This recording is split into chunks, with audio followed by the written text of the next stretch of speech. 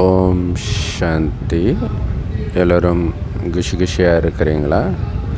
23/8/2026 அவ்யக்த Murali. Original date 31/3/2011.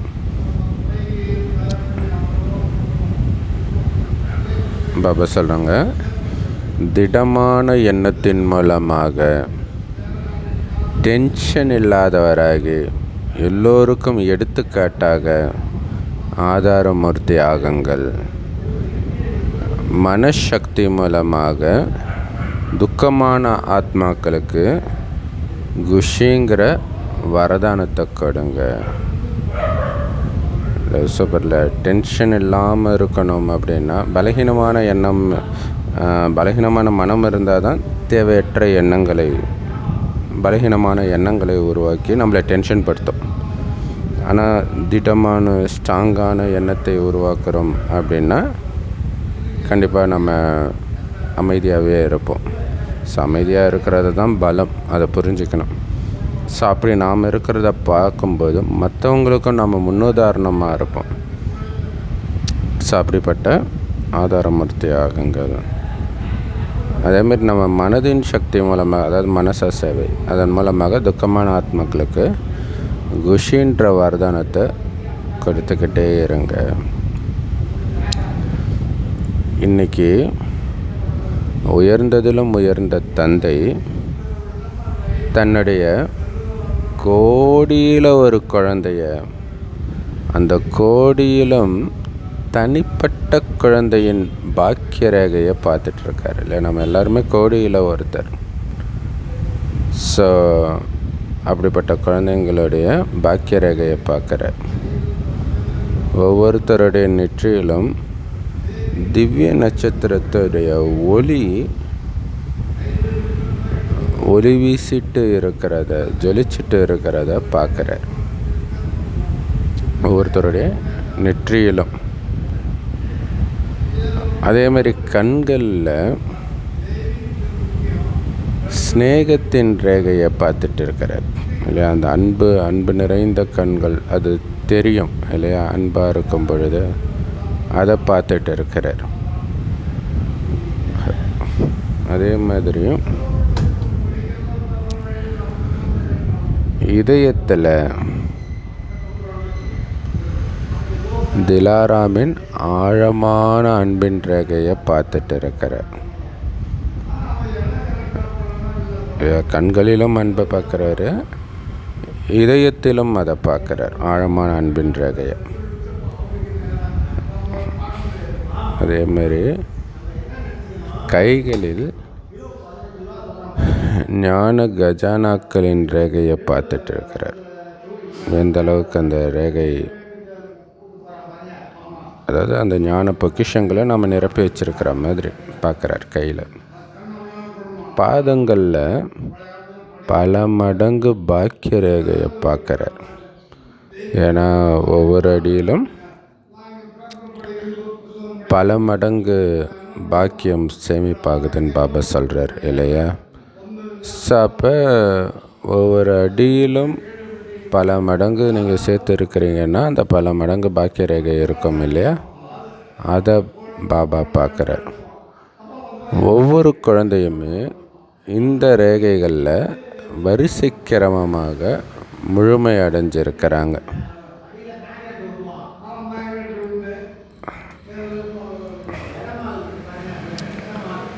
இல்லை, இந்த ரேகைகளில் எல்லோரும் ஒரே மாதிரி இருக்க மாட்டாங்களே. ஸோ வரிசைக்கிரமமாக முழுமை அடைஞ்சிருக்கிறாங்க ஒவ்வொருத்தரும். இந்த மாதிரியான பாக்கியம் உங்களை தவிர வேறு யாருக்குமே கிடையாது. உங்களுடைய இவ்வளவு சிரேஷ்டமான பாக்கியம் பிரகாசிச்சுட்டு இருக்கிறத பாபாவால் பார்க்க முடியுது. ஸோ இவ்வளவு பாக்கியம் உங்களை தவிர வேறு யாருக்குமே இருக்க வாய்ப்பே கிடையாது இல்லையா. ஸோ அப்படிப்பட்ட சிரேஷ்ட பாக்கியத்தை ஜொலிச்சிட்டு இருக்கிறத பார்க்க முடியுதான் பாபாவால். அந்த பாக்கியம் ஜொலிச்சிட்டு இருக்குதான். இந்த பாக்கியம் ஏன் அழிவற்றதாக ஆகுது தெரியுமா? இல்லை, பல ஜென்மத்துக்கு இது தொடருது இல்லை. ஏன்? ஏன்னா கொடுக்கக்கூடியவரே அழிவற்றவர் இல்லை. அழியக்கூடியவர்கள் கொடுக்கறது எல்லாமே அழியக்கூடியதாகத்தான் இருக்கும். இங்கே அழிவற்றவர் கொடுக்கிறார். இந்த சங்கமேகத்தில் தான் இந்த மாதிரி சிரேஷ்ட பாக்கியம் பிராப்தி ஆகுது. ஸோ இப்போ பிராப்தி ஆகிற இந்த சிரேஷ்ட பாக்கியம்தான் எதிர்காலத்திலும் நடைமுறையில் உங்களை தொடர்ந்து வந்துக்கிட்டே இருக்குது. பாக்கியம் நிரம்பியவர்களாகவே இருக்கிறீங்க. நம்ம அப்படி என்ன பண்ணோம், இவ்வளோ மரியாதை நமக்கு கிடைக்குது அப்படின்லாம் சில சமயம் தோணும். அது ஏற்கனவே நாம் சேர்த்து வச்ச பாக்கியம். இந்த சங்கமயுகம் அனைத்து பிராப்திகளுக்கான யுகம் இல்லையா? எவ்வளோ வேணுமோ நிரப்பிக்கிற யுகம் இது. இந்த பாக்கியத்தை எந்த அளவுக்கு சேமிக்கிறீங்களோ அந்த அளவுக்கு பல ஜென்மங்களுக்கு பாக்கியத்தின் பலன் பிராப்தியாகிட்டே இருக்குது. ஸோ இப்படிப்பட்ட இந்த சங்கமேகத்துடைய மகிமை குழந்தைங்க தான் புரிஞ்சிருக்கிறீங்க. சங்கமேகத்தின் பிராப்திகளை தான் முழு கல்பத்திலும் உயர்ந்ததிலும் உயர்ந்தது இந்த சங்கமேகத்தின் பிராப்தி தான் இல்லை. ஸோ இந்த மாதிரி உயர்ந்த பிராப்தி வேறு எந்த யுகத்திலையும் கிடைக்காது. ஒவ்வொரு குழந்தையும் சங்கமேகத்தின் பிராப்தி அடையிறதுல எந்த அளவுக்கு முழுமை அடைஞ்சிருக்கிறாங்க அப்படிங்கிறத பார்த்துட்டு இருக்கிறார். நீங்கள் எல்லோரும் அனைத்து பிராப்திகளின் அனுபவத்தில் சதா இருந்துக்கிட்டே இருக்கிறீங்களா? இல்லை, அந்த பிராப்தி அனுபவமாகணும். அப்போ அனைத்து பிராப்தியும் அனுபவமாகுதா? எப்போவுமே அந்த அனுபவத்திலே மூழ்கி இருக்கிறீங்களான்னு கேட்குறார். அந்த அனுபவத்தில் மூழ்கி இருக்கும்போது தான் எப்போவுமே ஆனந்தமாக இருப்போம். கலியுகத்தின் தாக்கம் இருக்காது. ஸோ எப்போவுமே இந்த பிராப்தியின் அனுபவத்தில் மூழ்கி இருக்கிறீங்களா அல்லது அப்பப்போ தான் மூழ்கி இருக்கீங்களா? அழியாத தந்தையுடைய பிராப்திகள் கூட அழியாதது தான், அழிவற்றது தான். பாப்தாதா ஒவ்வொரு குழந்தையும், ஸோ இது ரொம்ப முக்கியமான விஷயம் இல்லையா? அழிவற்ற தந்தையுடைய பிராப்தியும் அழிவற்றது தான்.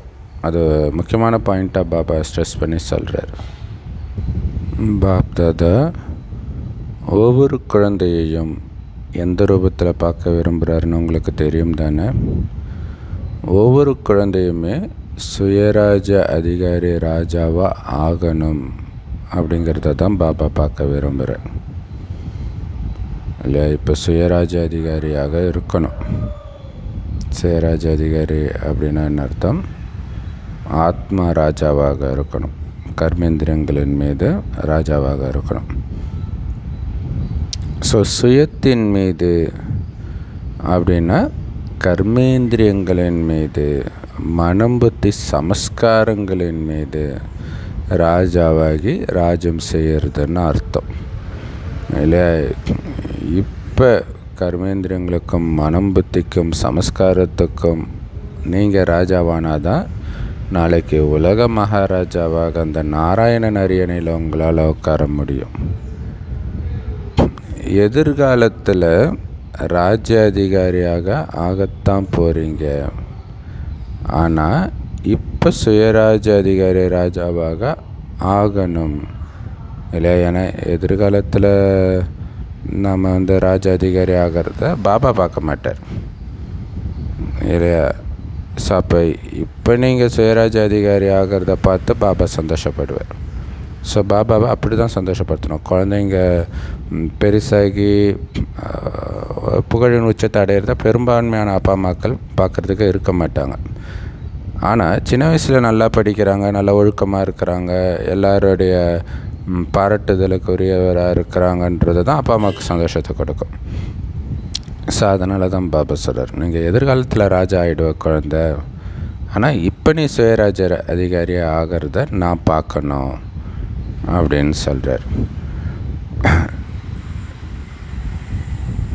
எல்லா கர்மேந்திரியங்களும் உங்கள் கட்டுப்பாட்டில் இருக்கணும். இல்லை வண்டி ஓட்டும்போது ஒரு ஃபீல் வரும், எல்லாமே நம்ம கண்ட்ரோலில் இருக்குது. குறிப்பாக 4 வீலர் ஓட்டும்போது அடடா நம்ம திருப்புனா திருப்புது, நம்ம ஆக்சிலேட்டர் கொடுத்தா ஸ்பீட் ஆகுது, பிரேக் அமுத்தினா நிற்கிது, அது ஒரு சந்தோஷமாக இருக்கும், எல்லாமே நம்ம கண்ட்ரோலில் இருக்குதுன்னு. அந்த மாதிரி உங்கள் கர்மேந்திரியம் உங்கள் கட்டுப்பாட்டில் இருக்கணும். ஆத்மா டிரைவர்னு அதனால தான் சொல்கிறாங்க. ஏன்னா தந்தை மூலமாக அனைத்து பிராப்திகளின் கஜானா பிராப்தியாகி இருக்குது. அதனால் பாப்தாதா ஒவ்வொரு குழந்தையையும் சுயராஜ அதிகாரி ராஜா ரூபத்தில் பார்க்க விரும்புகிறார். அப்படி இருந்தால் தான் எல்லா பிராப்திகளும் உங்களுக்கு அனுபவமாகும். ஸோ அதனால தான் ஒவ்வொரு குழந்தையும் சுயராஜ அதிகாரி ராஜா ரூபத்தில் பார்க்க விரும்புகிறாருன்றார். அதனால் நீங்கள் எல்லோரும் சுயராஜ அதிகாரி ஆகிட்டீங்களா? மனம் புத்தியின் மீது ஆட்சி செய்கிற சக்தி, கட்டுப்படுத்தும் சக்தி வந்துடுச்சா? நான் சொல்கிற மாதிரி தான் மனம் புத்தி வேலை செய்யணும். மனம் நில்லுன்னா அந்த செகண்டு நிற்கணும். இதை பற்றி சிந்தனை பண்ணணுன்னா சிந்தனை பண்ணணும். சிந்தனை செய்யும் மனமே அப்படின்னு சொல்கிறாங்க இல்லையா? ஸோ அதுதான் ஆட்சி செய்யும் சக்தி, கண்ட்ரோலிங் பவர். ஸோ அப்படி மனம் புத்தி உங்கள் கண்ட்ரோலில் இருக்குதா, அல்லது அதோடைய கண்ட்ரோலில் நீங்கள் இருக்கிறீங்களா? அடிமை ஆகலை தானே? அது இஷ்டத்துக்கு மனம் போன போக்கிலே மனிதன் போகலாமான்னு பாட்டு வருது இல்லையா? அது மாதிரி அது இஷ்டத்துக்கு கண்ட குப்பைக்கெல்லாம் இட்டுட்டு போகுதுன்ட்டு நீங்கள் போயிட்டு இருக்கிறீங்களா? நீங்கள் அதிகாரிகள். எப்பெல்லாம் நீங்கள் பாப்தாதாவுடைய துணையில் இருக்கிறீங்களோ, தனியாக உணர்வதில்லையோ, தந்தையை சதா துணைவனாக்கி வச்சிருக்கிறீங்களோ, அப்போ மனம் புத்தி எனக்கு சக்தி இல்லை, கட்டுப்படுத்தும் சக்தி இல்லைன்னு சொல்ல முடியாதுன்றார். சூப்பர் இல்லையா? ஸோ பாப்தாதாவுடைய துணையில் இருந்தால், அவரை சதா துணைவனாக்கி வச்சுக்கிட்டிங்கன்னா, மனம் புத்தியை கண்ட்ரோல் பண்ணக்கூடிய சக்தி எனக்கு இல்லைன்னு உங்களால் சொல்ல முடியாது.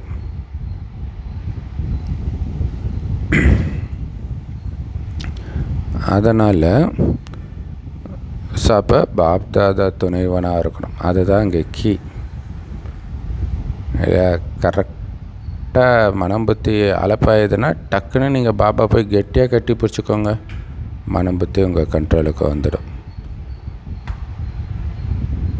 ஸோ நம்மளையே சக்தி ஸ்வரூபம் தான் பாபா சொல்கிறார். அதனால தான் சொல்கிறார் இல்லையா? அதனால் பாப்தாதாவுடைய சக்திகளாகிய நமக்கு பாபா சொல்கிறாரு, எந்த ஸ்வரூபத்தை நினைவில் வச்சிருந்தா எப்பவுமே பாபா கூடவே இருக்கிறத உங்களால் மறக்க முடியாது தெரியுமா? சிவசக்தி ஸ்வரூபம். நான் சிவசக்தி அர்த்தநாரீஸ்வரர்னு ஃபேமஸாக இருக்குது இல்லையா? இப்போ சிவன் சக்தி இணைந்த ரூபம், கம்பைன்டு ஃபார்ம். ஸோ இந்த ஸ்வரூபம் எப்போவுமே ஞாபகம் இருந்தால் பாபா எப்போவுமே கூட இருக்கிறத உங்களால் மறக்க முடியாது.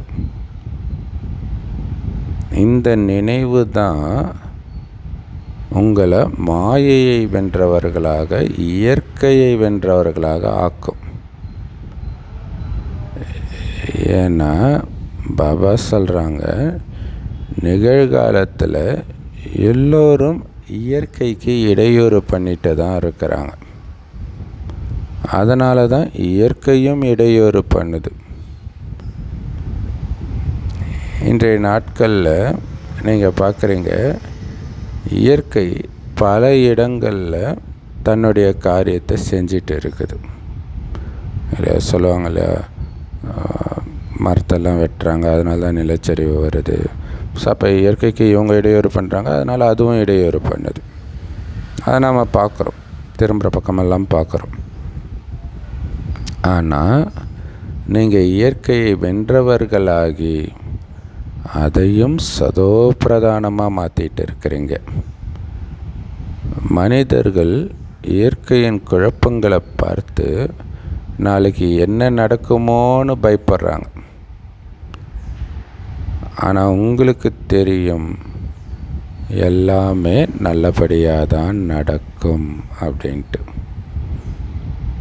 ஏன்னா சிருஷ்டி சக்கரத்தின் படி இப்போ நடந்துட்டு இருக்கிறது அமிர்த வேலை. இது முடிஞ்சோடனே விடிய தானே செய்யும். வேறு என்ன நடக்கும் அமிர்த வேலைக்கு பிறகு? அப்போ விடியற்காலை வரும், இருள் விலகி ஒளி வரும். அதனால் உங்களுக்கு குஷி ஏற்படுது. அப்போ இங்கே இருக்கிற எல்லாமே அந்த பகலை நோக்கி போகுது, விடியலை நோக்கி போகுது. அந்த சந்தோஷம் உங்களுக்கு இருக்கணும். இப்போ சுகமயமான உலகம் வந்தே விட்டது அப்படின்னு உங்களுக்கு சந்தோஷம். இல்லை உங்களுக்கு தெரியும் இல்லையா, இப்போ 4 மணிக்கு எழுந்துச்சிட்டா விடிஞ்சிருச்சுன்னே நம்ம நினைப்போம்ல. ஆனால் இப்போ கடிகாரமே இல்லாதவங்களுக்கு தெரியாது இது என்ன டைமு, இன்னும் எவ்வளோ நேரம் ஆகும்ன்ட்டு. ஸோ அதுக்கு தான் காலை சக்கரத்தையே பாபா கொடுத்துட்டார். அமிர்த வேலையில் இருக்கிறீங்க. அங்கே அதாவது சொர்க்கத்தில் இயற்கை கூட சுகமானதாக இருக்கும். ஸோ கேட்கும்போது குஷியாக இருக்குது தானே. அந்த ராஜ்யத்தில் துக்கம் அசாந்தியோடைய பேரடையாளம் கூட இருக்காது. அந்த மாதிரி உலகம் இல்லை, துக்கமோ அசாந்தியோ இருக்கவே இருக்காதுன்றார் சொர்க்கத்தில். ஏன்னா இப்போ இந்த சங்கம யுகத்தில் நீங்கள் இயற்கையை வென்றவர்களாக ஆகிட்டு இருக்கிறீங்க. இப்போ சொர்க்கத்தில் ஏன் துக்கம் அசாந்தியின் பேர் அடையாளம் இருக்காது தெரியுமா? ஏன்னா இப்போ சங்கம யுகத்தில் நீங்கள் இயற்கை வென்றவர்களாக ஆகிட்டு இருக்கிறதுனால இல்லை. இப்போ இயற்கையை வென்றதுனால தான் அங்கே இயற்கை உங்களுக்கு சுகத்தை கொடுக்குது. ஸோ எல்லோருக்கும் குஷி தானே? சொல்லுங்கள், எங்கள் ராஜ்யம் வரப்போகுது, இந்த குஷி இருக்குதா? இந்த குஷியில் இருக்கிறவங்க கையை உயர்த்துங்க. ஸோ குஷியாக இருக்கிறதுக்கு பாபா வாழ்த்துக்கள் தெரிவிக்கிறார். இல்லை, நம்மளுடைய ராஜ்யம் வர இருக்குது அப்படின்ற குஷியாக இருக்கிறவங்களுக்கு வாழ்த்துக்கள்.